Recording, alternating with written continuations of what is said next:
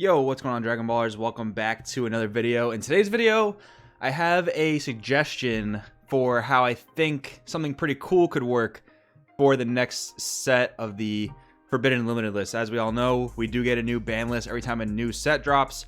Set 10's a few months away with all the COVID stuff going on, so we do have a little bit of a time before that comes around, but I think this is actually a pretty cool suggestion. I want to talk about it with you guys in today's video. If you're new here, make sure to subscribe, hit that bell so you never miss a video. If you guys want to help support the channel, there are many free ways to do that during these trying times. You can always like the video, maybe share the video, maybe watch an ad. And if you want to buy or pre-order any cards you see in today's video, you can always use my link in the description to TCG Player. Now, that being said, let's get on into this video. So, secret rares. We all know them. In the beginning, set 2, we had the first secret rare. It wasn't really super competitive. Now, it's kind of hard to tell if Bandai kind of intended for it to be competitive or not, because it is triple attack, triple strike. It is the fusion of a Goku and Vegeta, and back then that was pretty hard to do. There weren't really many good Vegito decks, but we did get the Vegito leader that made all Vegetas and Goku's kind of 3 colors. So it's kind of weird to say, well, maybe this was intended or not intended to be super competitive. But very shortly after that, in set 4, we got Beyond Darkness Demigra. He was the first real eclipse of what we would see as a super competitive secret rare, you know, with the Hercule format. This was kind of the card that put the whole deck together. You had enough black cards because you played the World Tournament strategy, all the different announcers and whatnot, and this card was straight value. Like, this was really the first time a secret rare was thrown into the pool as one of the most dominant cards in a format. And then later on, and now in modern DBS, we see cards like Son Goku, the Awakened Power, a secret rare that an entire deck is built around because it's so powerful, it's so searchable. It really is the center, or I guess used to be the center, of those Universe 7 Frieza decks. Now, so more days, this card has seen a lot of center ability around things like Height of Master Son Goku. It wasn't necessarily the only win condition, but it was one of the main win conditions in formats like Broly, in formats like Super Shenron. So basically, what I'm getting at here is secret rares have been incredibly powerful over the course of the game's history. They continue to be so. Every time we get a new set release, we're anticipating to see what those secret rares do, because honestly, they can change the entire pace of a deck. Like, they can change an entire build of a deck. They can change the entire win condition of a deck just by showing us what the secret rares do. Because we draw so many cards in Dragon Ball Super, one-ofs are not that hard to come by. They're a little bit sacky, they're a little bit rough, but by the time these things usually come out, which is typically turn 5 around about, it's pretty expected that you'll have your secret rare. So with that in mind, the tag we're looking at here is Ultimate. Ultimate is the thing that says you can only control one Ultimate card in your deck. So that means you can't have like 2 different secret rares, because they both have Ultimate on them. You're not bypassing the tag correctly. You can only have one card in your deck that says Ultimate and only one copy of that card. So with that in mind, my suggestion for potential future ban lists, I don't think they'll go with this, but I think it's a pretty neat concept. What if instead of limiting cards, they errataed certain cards? And I say errata in quotes because it's not like a true errata, but what if they gave certain cards the Ultimate tag? Now, that would effectively limit the card in competitive play. So if the card had Ultimate, you can only play one copy of it in your deck, but it would also mean that you'd have to give up your secret rare slot for a card that isn't necessarily a secret rare, but a card that is possibly of equal power, a card that is also very, very strong and deserving of that Ultimate tag. So let's look at a past format so I can explain to you guys my thought process here. So Broly the Awakened Threat, one of the most powerful leaders in the game's existence. I don't think that's really debatable.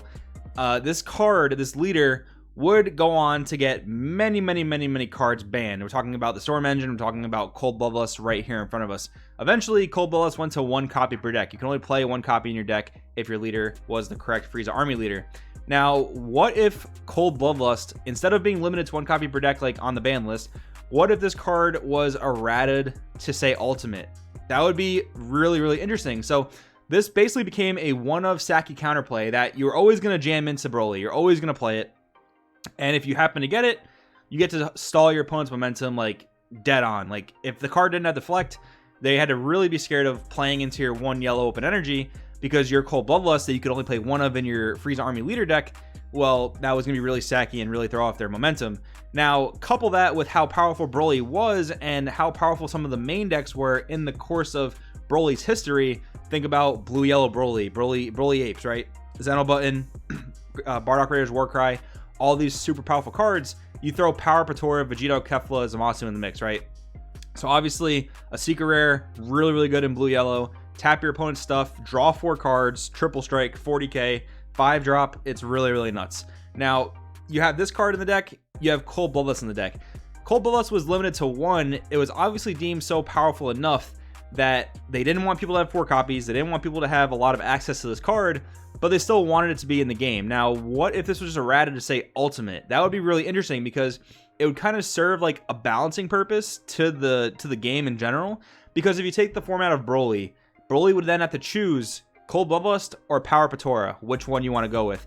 Any format thereafter where you have a deck like Broly or maybe any Frieza Army Leader deck, if you want to play the secret rare that's in your color or in your archetype, well, then you lose out on Cold Bloodlust. Likewise, maybe you're a budget player who doesn't have access to Power Patora, but maybe you have a lot easier time getting access to Cold Bloodlust. Well, you could then not feel so bad about your deck building decisions because it is a true deck building decision. Do you want to go with the ability to stop any play your opponent's making?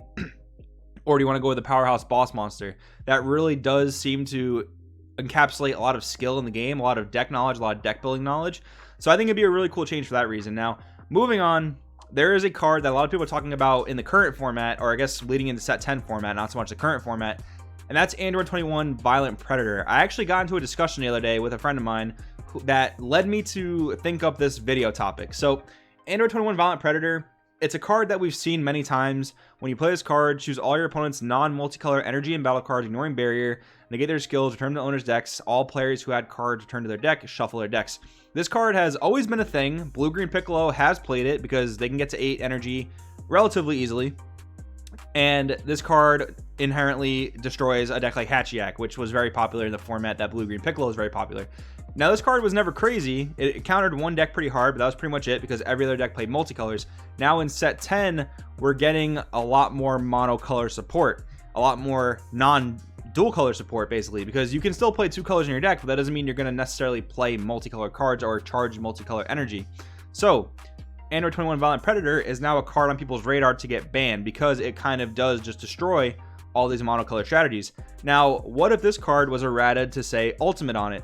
This would be actually really interesting from the blue-green deck building perspective. Now, if you wanted to play blue-green, let's say you're going to play blue-green Piccolo going into next format, you have some options here. You could play something like Smoke Dragon. You could play something like the SS4 Vegeta. You could play something like Negative Energy Dragon Balls. But if you really wanted to counter all the set 10 decks, you could play the ultimate tag Android 21 Violent Predator. That would be really interesting because you have the deck building decision there of playing the quote-unquote secret rare, I guess we'll just call it an ultimate, quote-unquote ultimate, that counters, you know, X decks in the format. It counters all the multicolor decks in the format. You only have access to 1 copy of it. Yeah, Piccolo draws a lot of cards, but then you can't play a different secret rare. You can't play Smoke Dragon. You can't play Negative Energy Dragon Balls. You can't play SS4 Vegeta or Victory Strike, because sometimes these decks are even charging to 8 and just hard casting Victory Strike. You can't play those other secret rares that really limits your options. That'd be a really cool thing. Now, I don't know if 21's going to get banned or limited, but I think if it were to get limited, I actually think that a ultimate tag errata would actually be a lot cooler, a lot more interesting for the game, because again, that means that even less Piccolo decks would play the card because it would really restrict their deck building. Now, I want to talk about some more cards I think would be a really good fit for this type of model. But before we do that, guys, I want to get into our sponsor for today's video, Arcana Legends. Huge shout out to this video's sponsor, Arcana Legends. Brand new trading card game coming out, created by people within the Dragon Ball Super community.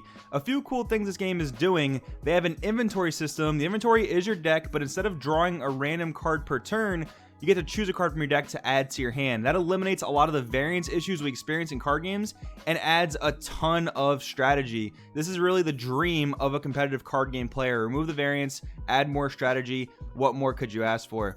Another really cool thing this game is doing, they're allowing you to buy products, sealed product, cards, other accessories directly from them at arcanalegends.com. So really cool thing there. They're eliminating a lot of the problems with secondary markets, and this game is being tested by one of my friends and teammates, so I know it's being handled with care. arcanalegends.com, definitely check them out. All right, guys, moving into the next set of cards I want to talk about. I've talked about this actually in a different video a while ago at this point. Gogeta 7 Hero Revived and Kaioken Son Goku Defender of Earth are cards that are definitely worthy of either being banned or being limited to 1 copy per deck. It's just, they're so powerful. In the case of Kaioken Son Goku, I'm pretty sure this is a pretty rational argument. This card that came out in the same set as SS3 Scramble, which is the actual red-green secret rare, it's pretty arguable that Kaioken is actually the better card, even though the Raditz Scramble Secret Rare is an ultimate tag. It's a secret rare. It is very powerful in and of its own right. Kaioken Goku is arguably stronger, arguably better, and for that reason, I think it's very, very plausible that that card can be put to 1, or given the errata of the ultimate tag. Same thing with Gogeta 7, a card that has been very problematic across numerous different formats. I think this card is easily deserving of an ultimate tag, and this would be so cool. Like, you could still play decks that are centered around fusion. You could still play a Vegito type deck. You could still play a Gogeta type deck with other Gogeta type strategies, but you can still have your one of Gogeta 7 Hero revived. If you have the Goku, if you have the Vegeta, you drop it for 5, you rip your opponent's hand, and that's definitely deserving of a secret rare type power level, of an ultimate tag type power level. So I think it'd be pretty cool if Gogeta and Kaioken Son Goku Defender of Earth both got ultimate tags. Another one I want to talk about, I don't necessarily agree with it, but a lot of people are talking about Great Ape Son Goku Saiyan Instincts potentially getting banned or limited to 1. I personally don't want either of those things to happen. I think the card is fine at 4. I just think it needs a well-timed reprint. I mean, sooner rather than later. But if this card were to be limited to 1, this could be another cool shot to make an ultimate tag, because it would be something like Negative Energy Dragon Balls. Now, most secret rares are typically boss monsters. Negative Energy Dragon Balls was the first card of its kind that was basically a one of secret rare board wipe, and it doesn't really give you a boss monster, but it does impact the game in a pretty great way. Great Ape Son Goku Saiyan Instincts, if they were to limit it to 1, it could be a really interesting secret rare kind of option if it was an ultimate, because it does change the pace of the game, the flow of the game. Again, I don't think this is a card that needs to be limited to 1, but I think if they were to go that route, I think giving it the ultimate tag would be cool, because it'd be another kind of card like Negative Energy Overflow, where it doesn't necessarily give you a big boss monster, but it does greatly impact the flow of the game. So guys, with that being said, I thought this discussion video was pretty cool to talk about. I want to know in the comments below what you guys think. Do you guys agree with me? Disagree with me? Let me know. Thank you guys for watching. I will see you all next time.